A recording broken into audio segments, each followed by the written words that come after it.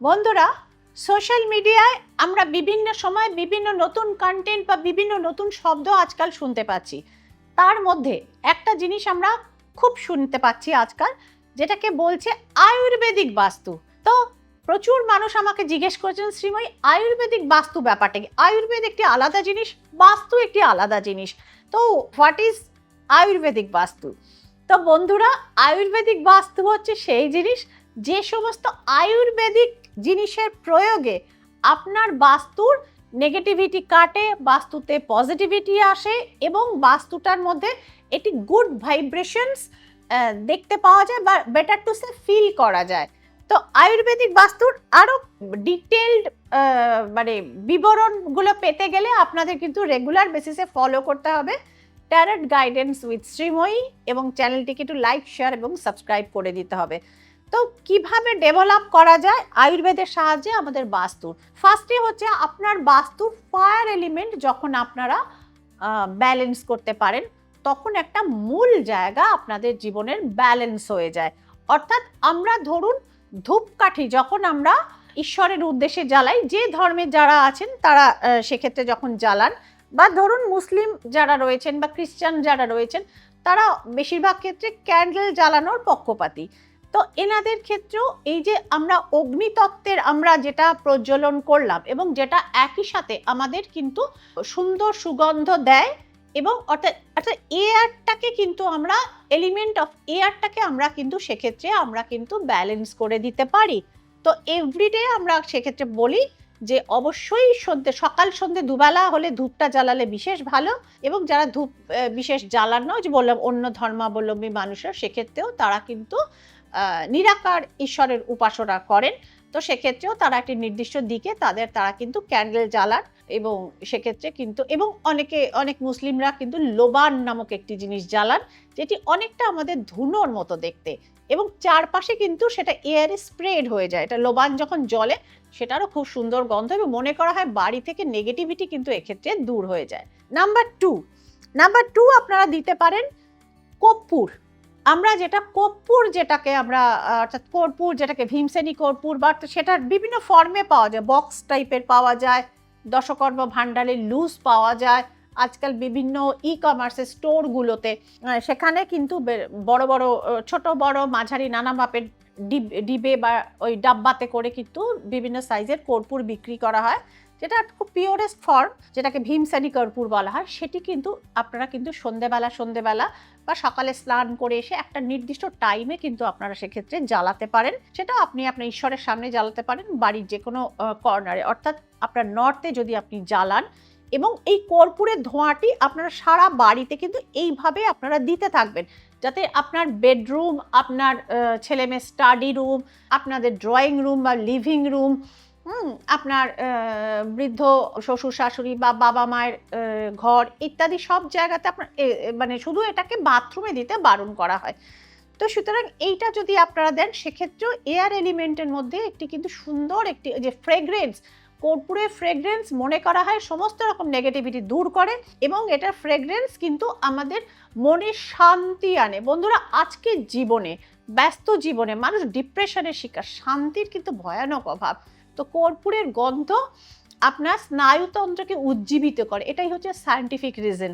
আপনার নার্ভাস সিস্টেমের মধ্যে একটি গুড এফেক্ট দেয়। তো সুতরাং অবশ্যই কর্পূরের প্রজ্বলন আপনি করতে পারেন, এবং মেডিটেশন বা যোগা আপনি সকালবেলা যদি আপনি করেন, সেক্ষেত্রে আপনার ব্লাড সার্কুলেশনগুলো ঠিকঠাক কিন্তু জায়গাতে যাবে। এবং দেখুন, রোগ ভোগ মৃত্যু মানুষের জীবনে আছে, যোগা করে কি মৃত্যু অ্যাভয়েড করা যায়? না, কখনো না। অবৈজ্ঞানিক কথা শ্রীময়ী কখনোই বলে না। কিন্তু আপনার সুস্থতার দিকে অন্তত আপনি কয়েক কদম তো এগিয়ে থাকেন। তো এবং একটিখানি ফ্যাটলেস এবং একটি সুন্দর শরীরের অধিকার, মানে সুগঠনের অধিকার বা অধিকারিণী আপনি হন, সেটা কি কম পাও না? তো সুতরাং আমি বলবো, go for yoga, go for proper diet. এগুলোর সাথে কি আয়ুর্বেদিক বাস্তুর সম্পর্ক আছে? হ্যাঁ, এগুলো তো সে আমাদের মানে 3000-এর আরও আগে বছরের পুরনো। তো সেই সময় থেকে এগুলো আমাদের মুনি ঋষিরা আমাদের বলে গেছিলেন, কিন্তু আজকের মডার্ন টাইমে আমরা অনেকেই সেগুলো ফলো করি না, যার ফলে আমরা ডিপ্রেশন, আমরা ক্লান্তি, আমরা ডিট্যাচমেন্ট, আমরা এগুলো সমস্ত শিকার। তো এইগুলো যদি আমরা ফলো করি, অবশ্যই আমাদের জীবনে আমরা কিন্তু সুফল পাবো। এটা ছাড়াও রয়েছে আয়ুর্বেদিক বাস্তু, যেটা হচ্ছে যে নারকোল তেল, যেটাকে ভার্জিন কোকোনাট অয়েল বলে। ভার্জিন কোকোনাট অয়েলের মধ্যে আপনি একটু কর্পূর মিক্স করুন এবং আপনি শনিবার শনিবার আপনার গায়ে সেটাকে আপনি একটুখানি হালকা করে ম্যাসাজ করে নিতে পারেন, বা স্নানের জলে এক ফোঁটা করে আপনি ওটাকে দিয়ে সেই জল দিয়ে আপনি স্নান করতে পারবেন। ভার্জিন কোকোনাট অয়েলের স্মুথনেস এবং কর্পূরের ফ্রেগ্রেন্স এবং দুটির মধ্যেই কিন্তু নেগেটিভিটি ডেস্ট্রয়িং ক্যাপাসিটি রয়েছে, সেই এলিমেন্ট কিন্তু রয়েছে। সুতরাং আপনার যদি মনে হয় যে আপনার নজর লেগেছে বা আপনার বুড়ি নজর লাগার কারণে আপনার শরীরটা খারাপ করছে বা গ্ল্যামার কমে যাচ্ছে, সেক্ষেত্রে এই ভার্জিন কোকোনাট অয়েল উইথ ক্যাম্ফারের এনার্জি আপনি ব্যবহার করে দেখুন, অবশ্যই কিন্তু একটি পজিটিভ ফিলিং পাবেন এবং একই সঙ্গে কিন্তু ঊর্জা, অর্থাৎ আমাদের যে এনার্জি এবং যে আত্মবিশ্বাস, যেটা মানে খানিকটা আপনার কমতে শুরু করেছিল, সেটা কিন্তু আপনি ফেরত পাবেন। এবং আরেকটি জিনিস রয়েছে, আমাদের লোবানের কথা বললাম, আমাদের ধুনো, আমাদের দেশে যে ধুনো জ্বালানোর আমাদের শাস্ত্রে যেটার কথা বলা হয়, সেক্ষেত্রে ধুনোর মধ্যে আপনি যদি 3টে লবঙ্গ আপনি পুড়িয়ে দিতে পারেন শনিবার এবং মঙ্গলবারের বারবেলায়, সেক্ষেত্রে দেখবেন আপনার শত্রুতার সমস্যা থেকে আপনি অনেকাংশে কিন্তু রিলিফ পাচ্ছেন। এবার আসি ভিটামিন সি, যেটা আমাদের জীবনে একটি অত্যন্ত প্রয়োজনীয় উপাদান। আপনারা যদি একটি পাতিলেবুর মধ্যে 7টা লবঙ্গ, যেটা হচ্ছে নাম্বার অফ কেতু বা নেপচুন, সেটা দিয়ে এই লবঙ্গ এবং এই লেবু এবং এই লবঙ্গযুক্ত লেবুটিকে 7টা লবঙ্গ দিয়ে গেঁথে এটা যদি শনিবার বা মঙ্গলবার এটা আপনারা 4 রাস্তার মোড়ে আপনারা ফেলে দিয়ে আসতে পারেন এবং অন্তত 7টা সপ্তাহ করেন, দেখবেন গুপ্ত শত্রুতার দ্বারা আপনার যে কেরিয়ারের ক্ষেত্রে, ফিনান্সের ক্ষেত্রে যে ব্লকেজ তৈরি হচ্ছিল, সেটা কিন্তু ধীরে ধীরে আপনার জীবন থেকে কাটতে শুরু করবে। তো বন্ধুরা, আয়ুর্বেদকে এইভাবে ব্যবহার করে আপনার বাস্তুকে আপনি ঘরে বসে যতটা পারবেন সংশোধন করুন। তারপরেও যদি মনে হচ্ছে যে সমস্যা অনেকটা জটিল, শুধু এইটুকুতে হচ্ছে না, এটা অ্যাকচুয়ালি বেসিক্যালি টিপস। তো সুতরাং যাতে আপনারা ঘরে বসে নিজেরা কিছু দূর করতে পারেন, সমস্যা জটিল হলে অবশ্যই এই নাম্বারগুলিতে যোগাযোগ করে, শ্রীময়ীর কলকাতায় 2টি চেম্বার রয়েছে, চন্দননগর এবং তার বাইরেও চেম্বার রয়েছে, বর্ধমান জেলায় দুর্গাপুর এবং তারও বাইরে পশ্চিমবঙ্গের বাইরে আগরতলা।